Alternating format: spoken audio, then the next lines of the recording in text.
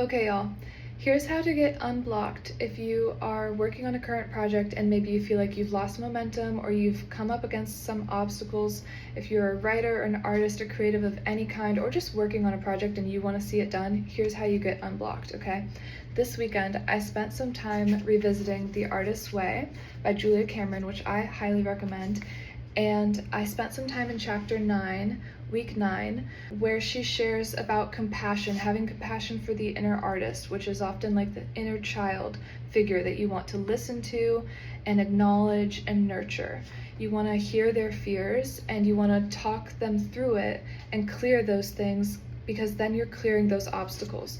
So here are the prompts. There's 4 steps to this, and I really recommend listening to them, but also writing this down, writing your own personal responses, and being aware of those feelings as they come up, and then perhaps doing some emotional freedom technique to really tap out the feelings and emotions. And then you've cleared those obstacles, you've cleared everything that's in your way, you receive clarity, and you're going to move forward and with a lot of momentum complete the project that you're working on. Just so awesome. And that's been happening for me.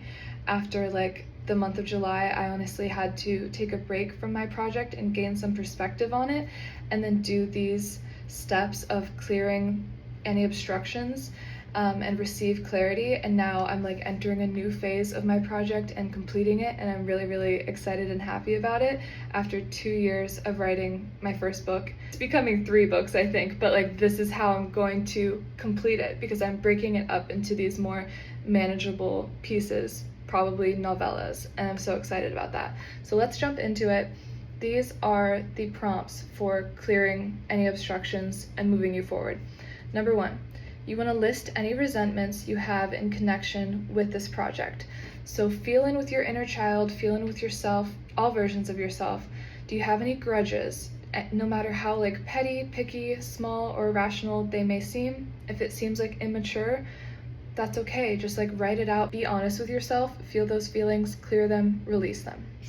Number 2, ask your artist to list any and all fears about the projected piece of work and or anyone connected to it. So for example, you might fear judgment from others or from your family and loved ones. You want to write those out, be really clear about it, and release it. And if you have to talk with anyone in your family and say hey, I'm doing this, heads up, but I love you and these are the reasons why, and I hope you see it the same way I do. Start preparing your family. That's something I've been doing. I find that really helpful. So write out your fears, be clear about that. Number 3, ask yourself if that's everything. Are there any itsy bitsy fears that you've left out? Write those out. And then the 4th step of this I really love is you make your deal. You're writing out an I am statement of who you are, who you want to be. I'll give you mine as an example. I am an award-winning, best-selling, and beloved author because that's who I believe I am, that's who I desire to be. And then you write an agreement with the creative force, with God, with divinity, however you want to phrase it. I wrote, "Dearest divinity, you take care of the quality and I will take care of the quantity," meaning I'm going to put in the work and I'm trusting that the quality and the reaction and the response, and the outcome is in your hands. I trust you. And then you sign your name, put it up in your workspace, read it every single day, and feel great and complete your project because you've cleared the obstacles, you've made a deal, and now you have a daily reminder and you're moving forward with momentum, okay? I believe in you. Let's do it. Let's do this together. Sending you peace and love.